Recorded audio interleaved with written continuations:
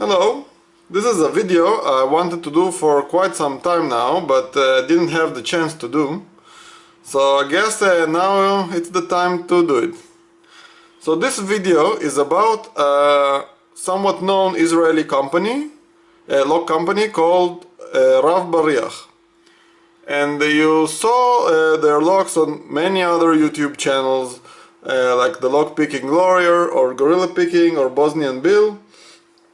And some of the pickers said that they knocked off some stuff from Mul-T-Lock, or they're making Mul-T-Lock clones, and this is not exactly true. And this video is my attempt to explain why. So a little bit of history about Rav-Bariach. So in the early 70s, there were a lot of break-ins in Israel to many houses, and people wanted to put more and more bolts on their door and to make their doors more secure. So legend has it that one day a customer went into a locksmith shop and asked for the locksmith to install 4 bolts on her wooden door. 4. And the locksmith was a little bit shocked, but then he and his friend thought of an idea, and their idea grew into a company called Rav-Bariach. So Rav-Bariach is Hebrew direct translation for multi-bolt. So maybe you can already see where this is going. So the company is actually named in English Mul-T-Bolt or Rav-Bariach, and they created 3 complementary products. So the first product they created, it's not chronologically, it's just the first that I'm talking about, is a steel door. And my house has one of their steel door, which is called Pladelet.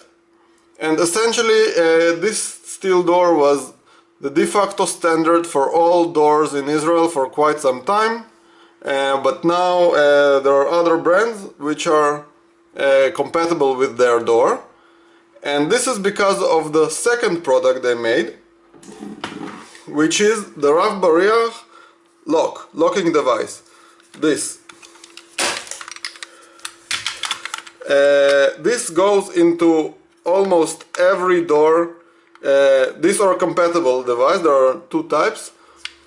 Goes into almost every single door, front door in Israel, and I'll show you how it works in a second. So this is the second product they made, and the third was a revolutionary new lock, which had telescopic pins, and they named that lock Mul-T-Lock Gamma, and I'll put an image of their ad for Mul-T-Lock Gamma right now.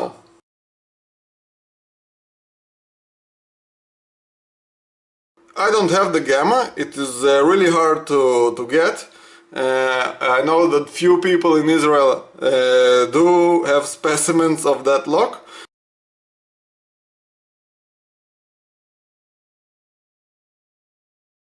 But later, after some major issues were found with that lock, like susceptibility to impressioning, Rav-Bariach created this lock. So this is the Rav-Bariach logo, the original logo, and this is the lock that is later will be known as the Mul-T-Lock Classic.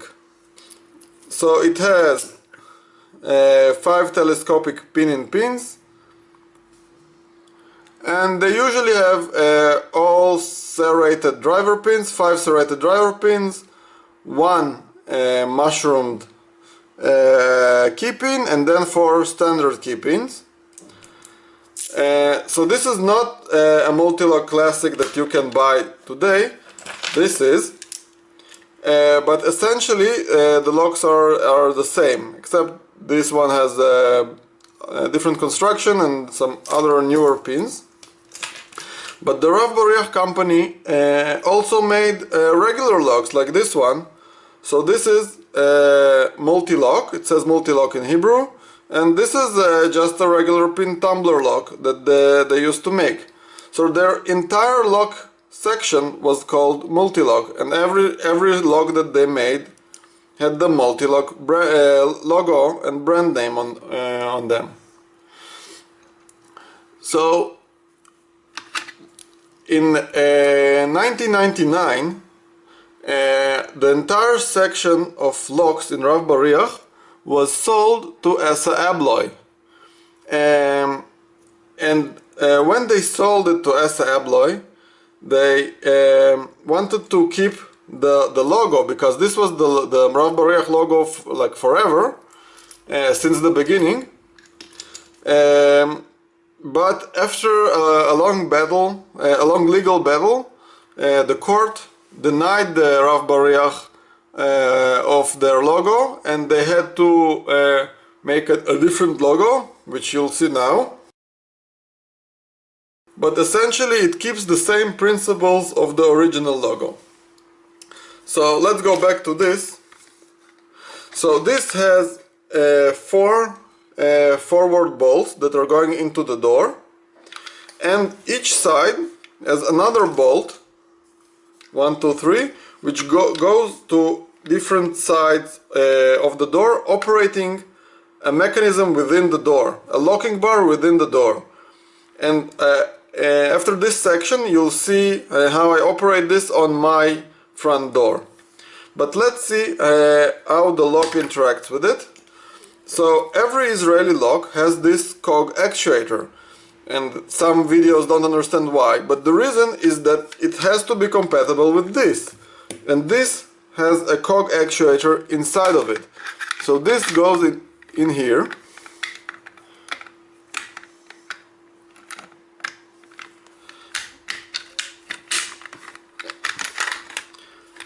okay, so let's see if I can both show you.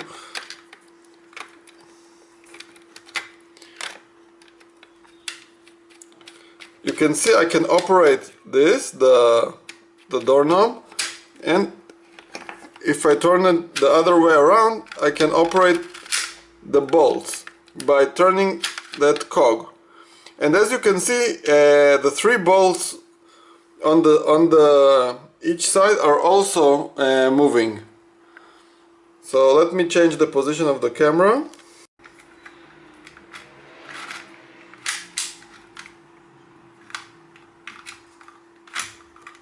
You can see the motion of all 3 side locking pulls and the main locking pulls.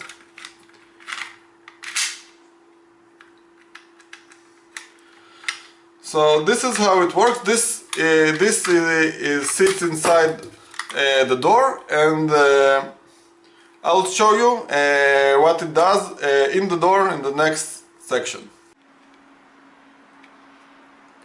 Okay, so this is a Pladele door.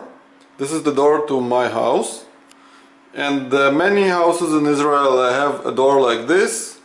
It used to be the standard door for all new houses, but nowadays there are companies that make a compatible door, so people can choose which door they want.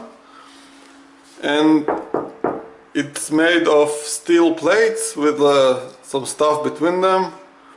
I'm sure you can find out on Wikipedia. But the interesting part, it usually comes with a thumb turn and the Mul-T-Lock. So this is a Mul-T-Lock Classic. And here you can see the Rav-Bariach lock, which we saw earlier. You can see that the bolts are coming out. The Euro cylinder is held by this one screw, well, at least one of them, and there's a faceplate that is protecting the lock against drilling. So the original door indeed had 3 bolts going in each direction, But the newer version removed the bolt that went into the floor because it would clog up with dirt, and instead there's an elbow inside the door that is connects the bottom rod of the lock, the bottom rod of the lock, to this pin, this locking bar. So the top locking bar is of the door still here, and it goes into the door frame here. And the rear locking bar was replaced by a static pin. So